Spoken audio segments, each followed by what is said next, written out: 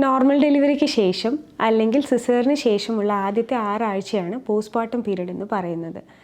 ഈ സമയത്ത് ശാരീരികമായും മാനസികമായും ഒരുപാട് ചേഞ്ചസും ബുദ്ധിമുട്ടുകളും ഉണ്ടാവുന്നു. ഈ സമയത്ത് വളരെ കോമൺ ആയിട്ടുണ്ടാകുന്ന കുറേ പ്രശ്നങ്ങളും അവയ്ക്കുള്ള പരിഹാരങ്ങളുമാണ് ഇന്ന് ഡിസ്കസ് ചെയ്യാൻ പോകുന്നത്. സാധാരണയായി വരുന്ന ക്വസ്റ്റ്യൻസ് ഒന്ന് വൂണ്ട് കെയർ, രണ്ടാമത്തേത് ആ സമയത്തുണ്ടാകുന്ന ഡിസ്ചാർജ് അത് നോർമലാണോ അല്ലേ എന്നുള്ളത്, മൂന്നാമത്തേത് ആ സമയത്ത് വരുന്ന ഇൻഫെക്ഷൻസ്, അത് യൂറിനറി ഇൻഫെക്ഷൻ ആവാം, അല്ലെങ്കിൽ ബ്രസ്റ്റിൽ പാല് കെട്ടിയിട്ടുള്ള ഇൻഫെക്ഷൻ, കാലിൽ രക്തം കട്ട പിടിച്ച് DVT എന്നുള്ള കണ്ടീഷൻ, ഇങ്ങനെ കുറേ കാര്യങ്ങളുണ്ട്. അതുപോലെ വരുന്ന ഒരു അമ്മയ്ക്ക് കൊടുക്കേണ്ട ഡയറ്റ് അല്ലെങ്കിൽ ബ്രസ്റ്റ് ഫീഡിങ്ങിനെ പറ്റിയുള്ള സംശയങ്ങൾ, അതുമല്ലെങ്കിൽ ആ സമയത്തുണ്ടാകുന്ന മൂഡ് ചേഞ്ചസ്, ഇത്രയൊക്കെയാണ് ഈ ടോപ്പിക്കിൽ ഡിസ്കസ് ചെയ്യാൻ പോകുന്നത്. ഞാൻ doctor Reshma Rasheed, consultant in obstetrics and gynaecology, Meitra hospital, Kozhikode. ഏറ്റവും ആദ്യമായി പറയുമ്പോൾ എപ്പിസിയോട്ടമി അല്ലെങ്കിൽ വൂണ്ട് കെയർ. പ്രസവം സുഖപ്രദമാക്കാൻ വേണ്ടി യോനിഭാഗത്തുണ്ടാക്കുന്ന ഒരു മുറിവിനെയാണ് എപ്പിസിയോട്ടമി എന്ന് പറയുന്നത്. ഇത് 4 തൊട്ട് 6 ആഴ്ച വരെ കാലയളവിൽ തന്നെ ഉണങ്ങിപ്പോകുന്ന ഒന്നാണ്. എന്നാൽ ആദ്യത്തെ ദിവസങ്ങളിൽ ചിലപ്പോൾ ഈ മുറിവിൽ വേദനയോ തടിപ്പോ ഒക്കെ അനുഭവപ്പെടാറുണ്ട്. ഈ സമയത്ത് ആദ്യത്തെ 3-4 ദിവസങ്ങളിൽ വേദന കുറയ്ക്കാനായി മരുന്നുകളും അതിനോടൊപ്പം തന്നെ ഐസ് പാക്കുകളും ഉപയോഗിക്കുന്നു. അത് കഴിഞ്ഞിട്ടുള്ള സമയത്ത് സിറ്റ്സ് ബാത്ത് നിർദ്ദേശിക്കാറുണ്ട്. അതായത് ഒരു ബേസിനിൽ ചെറിയ ചൂടുവെള്ളത്തിൽ കല്ലുപ്പ് ഇട്ടിട്ട് അതിൽ 10 മിനിറ്റ് ഇരിക്കാനും നിർദ്ദേശിക്കാറുണ്ട്. ഇനി സിസേറിയൻ കഴിഞ്ഞ ആളുകൾക്കാവട്ടെ വയറിന് മുൻപിലുള്ള മുറിവ് 2 ആഴ്ച കൊണ്ട് പൂർണ്ണമായി ഉണങ്ങുന്നതാണ്. ഇക്കാലത്ത് നാം സെൽഫ് എബ്സോർബബിൾ സ്യൂച്ചേഴ്സ് ഇടുന്നത് കൊണ്ട് സ്റ്റിച്ച് എടുക്കേണ്ട ആവശ്യം വരുന്നുമില്ല. എപ്പിസിയോട്ടമി ആവട്ടെ സിസേറിയൻ്റെ വൂണ്ടാവട്ടെ രണ്ടാണെങ്കിലും ദിവസവും സോപ്പും വെള്ളവും ഉപയോഗിച്ച് നല്ല വൃത്തിയായി ക്ലീൻ ചെയ്യുകയും അതോടൊപ്പം തന്നെ മുറിവ് ഉണങ്ങുന്നത് വരെ ഓയിൻമെൻറ്റ്സ് ഉപയോഗിക്കുകയും ചെയ്യാം. രണ്ടാമത്തേത് ഈ കാലയളവിൽ ഉണ്ടാകുന്ന വെജൈനൽ ഡിസ്ചാർജിനെ കുറിച്ചാണ് പറയുന്നത്. ലോക്കിയ എന്നാണ് നമ്മൾ അതിന് പറയുക. ആദ്യത്തെ കുറച്ച് ദിവസങ്ങളിൽ രക്തത്തിൻ്റെ കളറിൽ തന്നെ കുറച്ച് കട്ടിയുള്ള ദ്രാവകമായിട്ട് പോവുകയും പിന്നീട് കളറ് മാറി ഒരു ചെറിയ പിങ്ക് കളറിലും അതിനുശേഷം ലൈറ്റ് യെല്ലോ അല്ലെങ്കിൽ വൈറ്റ് കളറിലുമുള്ള ഡിസ്ചാർജ് ഉണ്ടാകുന്നു. ഇതും 4 to 6 വീക്സിൽ കംപ്ലീറ്റ് ആയിട്ട് നിൽക്കുന്നതൊന്നാണ്. ഇതെല്ലാവർക്കും ഉണ്ടാവുന്നതാണ്, സാധാരണ ഡിസ്ചാർജാണ്. പക്ഷേ ഇതിലെന്തെങ്കിലും വ്യത്യാസം, അതിൽ പസ് ഡിസ്ചാർജ് ആയോ അല്ലെങ്കിൽ ഒരു ഫൗൾ സ്മെല്ലിംഗ് ഡിസ്ചാർജ് ആയോ വരുന്നുണ്ടെങ്കിൽ നിങ്ങൾക്ക് ഇൻഫെക്ഷൻ ഉണ്ടാകാൻ സാധ്യതയുണ്ടെന്നും നിങ്ങളുടെ ഡോക്ടറുടെ അടുത്തേക്ക് തിരിച്ചു പോകേണ്ടതുമാണ്. മൂന്നാമത്തെ കാര്യം, ഈ സമയത്ത് സാധാരണയായി ഉണ്ടാകുന്ന യൂറിനറി ഇൻഫെക്ഷൻസ്. നാം എല്ലാവരും കേൾക്കാറുണ്ട്, പ്രസവം കഴിഞ്ഞാൽ സ്ത്രീകൾക്ക് വെള്ളം അധികം കൊടുക്കരുത്, വയറ് ചാടുമെന്നുള്ളൊരു സംഭവം. ഇത് തീർച്ചയായും തെറ്റായ ഒരു കോൺസെപ്റ്റാണ്. നന്നായി വെള്ളം കുടിക്കണം. അതുവഴി യൂറിനറി ഇൻഫെക്ഷൻസ് ഇല്ലാതെ നോക്കാനും കുഞ്ഞിന് മുലപ്പാൽ ആവശ്യത്തിനുണ്ടാവാനും സഹായകമാകുന്ന ഒന്നാണ് വെള്ളം. പിന്നീട് പറയേണ്ടത് ഒരു യൂറിനറി ഇൻകോണ്ടിനൻസ്, അഥവാ ആദ്യത്തെ കുറച്ച് ദിവസങ്ങളിൽ ചുമയ്ക്കുമ്പോഴോ തുമ്മുമ്പോഴോ ഒക്കെ അറിയാതെ മൂത്രം തുള്ളിയായി ഇറ്റിപ്പോവുക, അല്ലെങ്കിൽ ടോയ്ലറ്റിൽ എത്തുന്ന സമയം കൊണ്ട് തന്നെ മൂത്രം ഒഴിഞ്ഞു പോകുന്ന ബുദ്ധിമുട്ട്. പ്രസവ സമയത്തുണ്ടാകുന്ന പെൽവിക് ഫ്ലോർ മസിൽസിന് ഏൽക്കുന്ന ക്ഷതം കാരണം നമ്മുടെ മൂത്രസഞ്ചിയുടെയും മൂത്രനാളിയുടെയും സപ്പോർട്ട് താൽക്കാലികമായി പോകുന്നത് കൊണ്ടാണ് ഇത് സംഭവിക്കുന്നത്. എന്നാൽ പതുക്കെ 3-4 ആഴ്ച കൊണ്ട് നോർമലി അല്ലെങ്കിൽ പെൽവിക് ഫ്ലോർ മസിൽസിൻ്റെ സ്ട്രെങ്ത് റീഗെയിൻ ചെയ്യുന്നതോടൊപ്പം തന്നെ ഇത് നോർമലായിട്ട് റീഗെയിൻ ചെയ്യാൻ പറ്റുന്ന ഒന്നാണ്. അതുപോലെ തന്നെ അടുത്തത്, ഗർഭിണിയായിരിക്കുന്ന അവസ്ഥയിൽ ഹോർമോണുകളുടെ വ്യതിയാനം മൂലം മിക്ക സ്ത്രീകൾക്കും പൈൽസ് അല്ലെങ്കിൽ ഹെമറോയിഡ്സ് ഉണ്ടാവാറുണ്ട്. ഡെലിവറി കഴിയുന്നതോടുകൂടി ഇത് കൂടാനുള്ള സാധ്യതയുമുണ്ട്. അതുകൊണ്ട് നമ്മുടെ ഡയറ്റിൽ ധാരാളം വെള്ളവും ഹൈ ഫൈബർ കണ്ടൻറ്റ് അടങ്ങുന്ന ഫ്രഷ് ഫ്രൂട്ട്സ് ആൻഡ് വെജിറ്റബിൾസും ഉൾപ്പെടുത്തണം.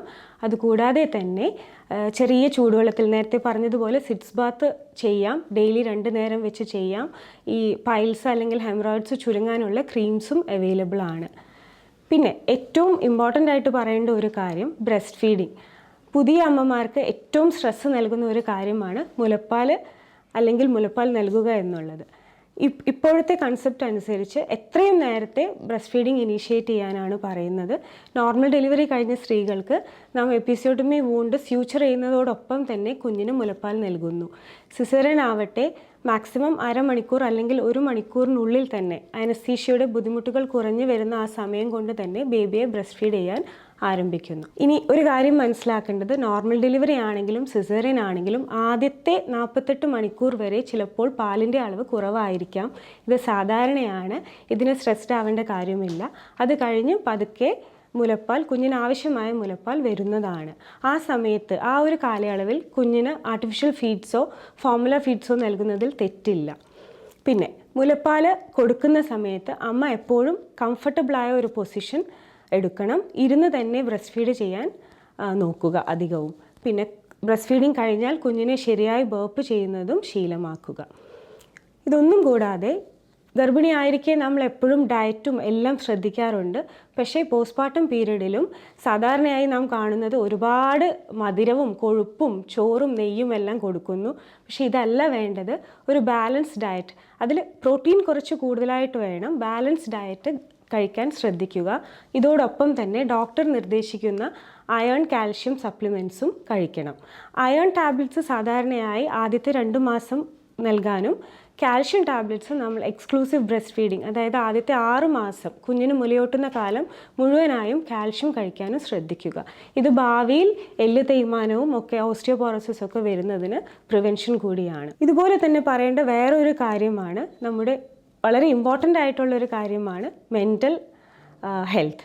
അഥവാ ഡെലിവറി കഴിഞ്ഞ് ആ ഒരു പുതിയ സിറ്റുവേഷനോട് അഡ്ജസ്റ്റ് ചെയ്യുന്ന സ്ട്രെസ്സ് സാധാരണ ഒരുവിധം എല്ലാ സ്ത്രീകളിലും കാണുന്നതാണ്.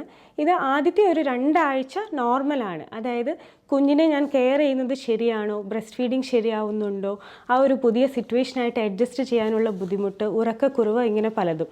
പക്ഷേ 2 ആഴ്ചയിൽ കൂടുതൽ നീണ്ടു നിൽക്കുന്നതോ അല്ലെങ്കിൽ ഒരു സീരിയസ് ഡിപ്രഷൻ്റെ സിംറ്റംസ്, കരച്ചിൽ, സ്ഥിരമായ കരച്ചിൽ, കുഞ്ഞിനെ ശ്രദ്ധിക്കാതിരിക്കുക, ഈവൻ സൂയിസൈഡൽ ടെൻഡൻസീസ്, ഇങ്ങനെയൊക്കെ ഉണ്ടെങ്കിൽ ഒരു സൈക്യാട്രിസ്റ്റിൻ്റെ സഹായം തേടേണ്ടതാണ്.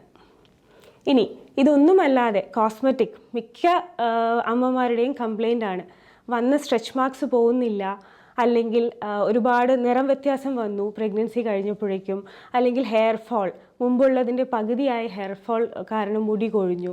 ഇതെല്ലാം താൽക്കാലികമാണ്. ആദ്യത്തെ ഒരു 4 തൊട്ട് 6 മാസം കൊണ്ട് ഇതെല്ലാം നോർമലി തിരിച്ച് പഴയതുപോലെ ആവുന്നതാണ്. ഇതിനൊന്നും പേടിക്കേണ്ട ആവശ്യമില്ല. ഡെലിവറി കഴിഞ്ഞ സ്ത്രീകളിൽ മിക്കവാറും സാധാരണ ചോദിക്കുന്ന ഒരു ക്വസ്റ്റ്യൻ ആണ്, ഡോക്ടർ ഞാൻ കംപ്ലീറ്റ് ആയിട്ട് ബെഡിൽ കിടക്കേണ്ട ആവശ്യമുണ്ടോ, എത്ര നാൾ റെസ്റ്റ് ആവശ്യമാണ് എന്നുള്ളത്. ആദ്യത്തെ 6 ആഴ്ച സ്ട്രെന്നുവസ് ആയിട്ടുള്ള എക്സസൈസസ് എല്ലാം ഒഴിവാക്കുക, അല്ലെങ്കിൽ ആക്ടിവിറ്റീസ് എല്ലാം ഒഴിവാക്കുക. കുഞ്ഞിൻ്റെ കാര്യങ്ങളെല്ലാം നമുക്ക് തന്നെ നോക്കാം, നമ്മുടെ റുട്ടീൻ ആക്ടിവിറ്റീസും നമുക്ക് എല്ലാം ചെയ്യാം. പക്ഷേ സ്ട്രെന്നുവസ് ആക്ടിവിറ്റീസ് മാത്രമാണ് ഒഴിവാക്കേണ്ടതായിട്ടുള്ളൂ. എന്നാൽ ഒരു നോർമൽ ഡെലിവറി കഴിഞ്ഞ് 2 to 3 വീക്സ് കൊണ്ട് തന്നെ കീഗൽസ് അല്ലെങ്കിൽ പെൽവിക് ഫ്ലോർ എക്സസൈസസ് റീസ്റ്റാർട്ട് ചെയ്യണം. സിസേറിയൻ കഴിഞ്ഞ ആളുകളാണെങ്കിൽ 6 വീക്സ് കഴിഞ്ഞതിന് ശേഷം നമുക്ക് അബ്ഡോമിനൽ മസിൽ എക്സസൈസസും തുടങ്ങാം. അതുപോലെ തന്നെ എണീറ്റ് നടക്കുകയാണെങ്കിൽ വയറ് ചാടുമോ എന്നെല്ലാം ചോദിക്കാറുണ്ട്, വയറ് കെട്ടുന്നതിനെ പറ്റി ചോദിക്കാറുണ്ട്.